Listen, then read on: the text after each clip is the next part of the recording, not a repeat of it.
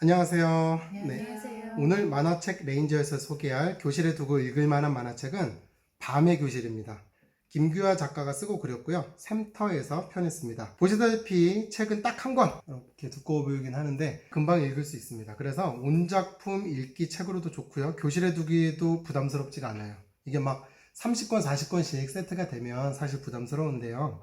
거기다가 학교 도서관에 신청하기도 좋습니다. 자, 그럼 책 얘기 해볼게요. 앞부분만 보면 처음 몇 페이지는 좀 뻔한 이야기 같았어요. 그냥 뭐 초등학생 있고 학원 왔다 갔다 하고 뭔가 고민 있는 듯한 분위기 있고, 그래서 그냥 그냥 그런 이야기, 그냥 초등학생의 고민 풀어가는 거구나 라고 했거든요. 그러다가 이제 여기 보시면 알겠지만 새로운 음악 선생님이 와요. 동물이 어떤 동물 같아요? 늑대요. 아우, 예. 보셨죠? 네. 네, 늑대 선생님의 밤에 수업을 하겠다는 거예요. 근데 이게 좀 현실적이지 않잖아요. 네. 이런 게 저는 좀 뭔가 더 좋았어요. 그러니까 뭔가 이질감이 느껴지는데 좀 자연스러운 거. 이 지점을 작가가 좀 정말 잘 표현한 것 같은데, 낯선데 낯설지 않게요. 근데 책 뒤에 이제 작가의 말이 나오는데, 작가에서 이제 말에서 이렇게 쓰더라고요. 이야기를 그릴 때 세워지는 나의 세계가 어느 곳보다 안락하고 편안합니다. 라고 하거든요. 그러니까 이 작가는 정말 이야기의 세계를 만들어 놓고 그 안에 자기가 확 들어가서 글을 쓰고 그림을 그리는 작가라는 생각이 들더라고요. 이제 내용에 대한 이야기를 좀 해볼게요. 이 이야기는 뭐냐면, 여기 주인공 있죠? 정우라는 친구인데 시력을 점점 잃게 된다는 진단을 받게 돼요. 근데 이게 갑자기 이것도 훅 들어와요. 갑자기. 맞아요. 뭐 그냥 얘가 늘 뭐 시력이 안 좋았기 때문에 뭐 점점 나빠진다 이게 아니라, 어느 날 진단을 받았더니 넌 시력을 잃게 돼. 이게 그냥 확 들어와 버리거든요. 그래서 이게 보통 이야기는 아니구나. 그냥 일상 속을 살아가는 초등학생 이야기가 아니구나. 라는 생각이 들었거든요. 이제 그럭저럭 살아가는 정우가, 일상생활을 살아가는 정우가 시력이 사라진다는 진단을 받고 충격을 받지만, 여기 늑대 선생님 보이시죠? 늑대 선생님과 밤의 교실에서 만나게 되면서 삶을 어떻게 살아야 되는지 배우게 된다는 내용입니다. 이게 그냥 내용의 전부예요. 그렇다고 해서 이 내용이 막 어둡진 않아요. 되게 어둡고 그렇지 않거든요. 이제 책이 좀 따뜻하게 흘러가는데, 맞아요. 그 이유는 아무래도 주변 인물들 때문에 그런 것 같습니다. 선생님뿐 아니라 부모님이라든가 친구들이 그렇게 이 정우를 따뜻하게 품어주기 때문이 아닐까, 그런 생각이 들어요. 처음에는 네. 이게 진짜로 이게 시력을 잃어간다고 생각 안 하고, 처음에 이제 막 호랑이 선생님, 늑대 선생님 나올 때는 얘 눈에만 보이는 특별한 뭐 그런 건 줄 알았는데, 진짜로 시력을 잃어간다고 하니까 네. 굉장히 우울할 뻔했는데, 그래도 뭐 이야기 자체는 그렇게 우울한 쪽으로는 안 그쵸. 느껴졌어요. 그림 자체도 좀 밝아요, 전체적으로. 맞아요. 네. 따뜻한 네. 이 색연필로 이렇게 한. 그쵸. 네. 컴퓨터로 하신 게 아니고, 네. 컴퓨터로 그리신 게 아니라 실제로 그리신 것 같아요. 맞아요. 그쵸. 따뜻하게 그리셨어요. 네. 요 분의 그 아까 다른 책? 연필의 고향. 그거는 제가 안 읽어봤는데 이런 느낌인 거죠? 뭐 그렇죠. 그리고 거기도 선생님이 호랑이로 나와요. 그랬나요? 네네. 네네. 호랑이로 나오고 아까 누가 책 읽지 않았어요? 있어요. 네. 이분의 책이 네. 여기 네, 있는데, 잠깐. 네, 여기도 이렇게 그림체가 비슷해요? 다 네. 따뜻한. 연필로, 네네네. 색연필로 그랬네요. 그려서 어머 느낌이 귀엽다. 따뜻해요. 그리고 이렇게 네. 그 연필에 선 있죠. 그쵸. 그 네, 선과 네, 네. 결이 다 나타나가지고 아, 네. 되게 따뜻한 느낌을 주고, 여기도 선생님이 호랑이로 등장해요. 이분? 네, 네. 타이거.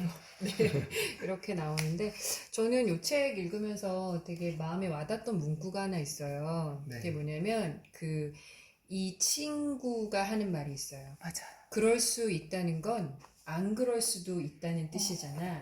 라는 말을 주는데, 나랑 감동 포인트가 네. 똑같아요. 네, 그 말이, 그러니까 시력을 점점 잃을 수 있겠다라는 의사의 진단이었었단 말이죠. 근데 그러니까 절망하지 말자, 뭐 이렇게 안 그럴 수도 있지 않느냐, 그 이면을 보자라는 그 느낌인 것 같아서, 인생은 정말 예측할 수 없는 일들, 그게 기쁜 일일 수도 있고 그렇죠. 슬픈 일일 수도 있잖아요.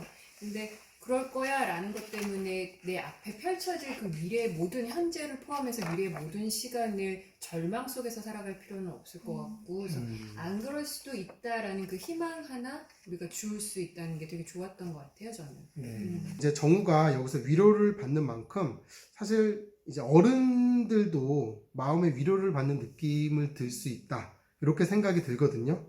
여기 만화에서 이제 정우는 잃어버린 게 시력이잖아요. 누구나 하나씩은 뭔가를 잃어버린 채로 살아가는 것 같아요. 그래서 이 전작품인 연필의 고향에서도 그냥 일상의 물건인 연필에 대한 상실, 그걸 이야기했다면 밤의 교실에서는 시력에 대한 상실을 이야기하고 있거든요. 저도 그랬지만 이 책을 만약에 어른들이 본다면 인생을 살면서 자기가 인생을 살아오면서 상실했던 무언가를 생각했던 것 같습니다. 네. 저는 사실 이 책을 굳이 교과로 엮고 싶진 않아요. 그저 이 책을 읽는 친구들과 함께 삶에 대한 이야기를 나누는 게 가장 좋다라고 생각이 되는데, 그렇지만 굳이 교과와 연결을 짓자면 뭐 당연하겠지만 국어 온작품 읽기 수업 그렇겠죠? 그리고 도덕, 음악 수업 이 정도 할 수 있을 것 같거든요. 과학도 될 것 같아요.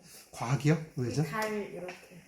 근데 아. 이 책 표지에선 이런데 실제로는 별로 상관이 아 없습니다. 그래요? 네. 아주 상관없진 않아요. 아주 상관없진 않죠. 네. 사실 저도 요 표지만 가지고도 할 얘기가 엄청 많지만 그쵸. 오늘 시간 관계상 네네. 그거는 점프하도록 할게요. 진짜 표지만 보고도 할 얘기 많거든요. 네. 그럼 먼저 도덕이라고 해도 연결할 거 많잖아요. 뭐 친구, 가족과의 관계, 그쵸? 그쵸. 그리고 위로를 전하는 방법, 음흠. 그리고 시력을 잃어가니까 장애에 대한 이야기, 음. 그리고 저는 취미에 대한 이야기도 엮을 수 있을 것 같아요. 맞습니다. 여기 나오는 이 정우라는 친구는 남들이 좀 별로 좋아하지 않는 그런 취미가 있잖아요. 수학과 늑대요. 네, 그렇죠. 네. 네, 수학과 늑대를 좋아하잖아요. 네. 그리고 이 정우랑 짝이 된 우리 좀 풋풋한 왠지 좀 사랑 썸도 아닌 그래도 서로 호감. 그렇죠, 호감을 네, 가진 네. 적절한 표현을 쓰니까 역시 핑크님이 이쪽 네. 전문이라서 네. 네, 호감을 가지고 있는 그 여성분도 여자 어린이도 여자친구도 네, 여자친구도 그 나비를 좋아해요. 맞아요. 네, 남들이 막 나비에 대한 책이 몇 권씩 있다 그랬거든요. 네. 그런 취미에 대한 얘기도 좋을 것 같아요. 그리고 이 책을 함께 읽고 음악 수업도 하고 싶거든요.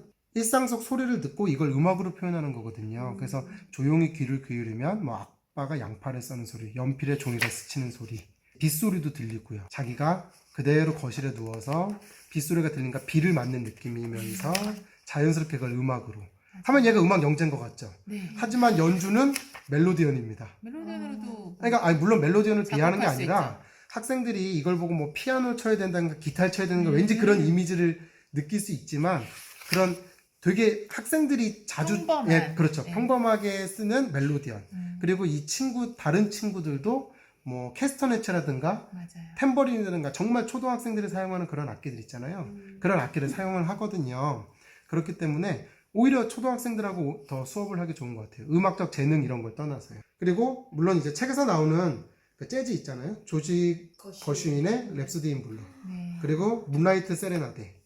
또 우리 뭐든 네, 머든님이 전문가시죠. 그쪽 전문가셔서. 네네. 네. 그렇지만 제가 학생들과 진짜 나누고 싶은 얘기는 아까도 말했지만 그냥 삶에 대한 태도 이야기를 하고 싶어요. 우리는 매일 같은 일들을 하면서 살잖아요. 학생도 그렇고 뭐 어른도 그렇고요. 그런데 실제로 삶은 예측 가능하지 않은 것 같습니다. 그리고 예측 가능하지 않은 일이 생겼을 때 그게 이제 기쁜 일이든 슬픈 일이든요.